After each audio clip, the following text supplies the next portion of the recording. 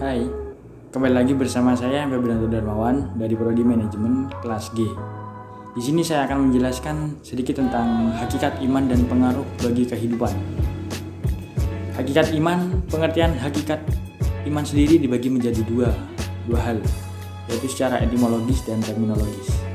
Secara etimologis, iman sendiri berasal dari kata bahasa Arab yang artinya amanah atau yu'minu, yang artinya aman dan percaya, dimana karena dia itu percaya, mereka merasa aman. Jadi akar kata iman sendiri itu berasal dari kata amanah yang artinya kepercayaan, yakin, dan ketenangan. Tapi yang sering kita dengar yaitu yakin atau percaya. Secara terminologis, hakikat iman sendiri itu adalah mempercayai segala sesuatu dengan berita-berita yang bersifat tidak bisa dikasat mata atau tidak nampak. Maka dari itu agama ini nanti ada istilah perkara-perkara yang sifatnya itu ilahiyah atau yang berarti ketuhanan. Dan yang kedua yaitu sajian yang artinya hanya didengar atau sama, atau nanti yang disebut juga sebagai samawat atau yang berarti langit atau berita-berita lain. Oleh karena itu iman sendiri sebenarnya pokok agama, di mana pokok-pokok agama tersebut hanya menceritakan bahwa kita ini hanya mendengarkan dari berita. Kita ini tidak dapat menyaksikan.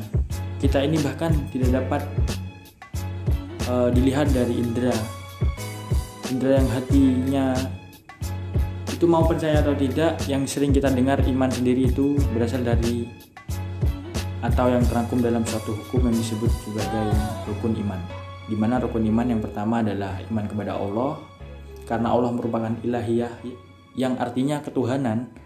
Allah itu merupakan sang pencipta, pemilik alam dan segala isinya. Dan Allah itu landasan utama. Apabila kita telah mempercayai Allah, maka kita akan mempercayai makhluk-makhluknya, di mana makhluk ini akan menjadi perantara yang ditugaskan sebagai perantara yang diciptakan dari nur, yaitu malaikat. Di mana yang pertama iman kepada Allah, kedua iman kepada malaikat Allah, dan yang ketiga yaitu iman kepada kitab, di mana kitab ini merupakan suatu petunjuk berisi tentang maunya Allah dan perkataan Allah, karena Allah sifatnya serba halus, sedangkan manusia sifatnya serba kasar atau materi. Maka Allah memberikan risalah pada perantaranya yaitu malaikat. Malaikat memiliki sifat yang halus, oleh karena itu ada manusia terpilih dari Allah yang manusia tidak bisa melihat bagaimana wujud dari malaikat itu sendiri, yang kita sebut yaitu Al-Mustafa, yaitu Nabi dan Rasul. Mengapa kita harus mempercayai para Nabi dan Rasul? Karena Nabi sendiri memiliki sifat fisik atau fisik itu ada. Apa yang disampaikan Nabi itu kita percayai. Yang kelima yaitu hari akhir. Kita harus mempercayai hari akhir. Apa yang akan terjadi setelahnya. Yang keenam ada kodok dan kodar, yaitu ketentuan dan kepastian. Dan mempercayai segala sesuatu yang belum kita ketahui. Apakah ada hubungannya? Hubungan antara iman, ilmu, dan amal. Hubungan ketiga hal ini kita ibaratkan sebagai pohon, di mana akar itu iman, pohon dan daun kita gambarkan sebagai ilmu, dan buah dari pohon tersebut kita anggap sebagai amal. Adapun ciri-ciri pohon yang besar, pohon itu memiliki akar yang kuat. Yang kedua, dari situ iman dan ilmu memiliki suatu hubungan. Ilmu tanpa iman akan kacau. Iman sendiri merupakan suatu landasan. Apabila tidak ada iman, maka tidak ada landasan. Jika memiliki ilmu tanpa didasari iman, maka ilmu tersebut bisa menyengsarakan umat lain dan alam semesta ini. Ilmu tanpa agama, buta agama. Tanpa ilmu lumpuh.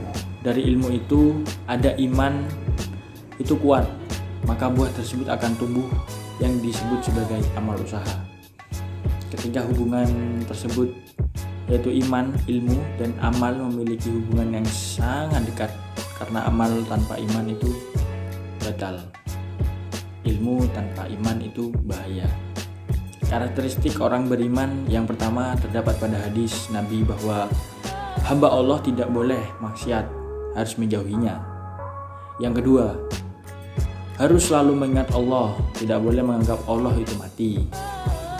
Allah ada dimanapun kita berada, dan dalam bagaimanapun kondisi kita, pembatal keimanan seseorang pertama adalah dosa musyrik, menyekutukan Allah, dosa yang paling besar, mempercayai hal-hal yang berbau dukun atau jimat, dan yang terakhir yaitu riya atau pamer, terutama dalam hal beribadah. Terima kasih, mungkin itu saja yang bisa saya sampaikan. Terima kasih dan sampai jumpa kembali.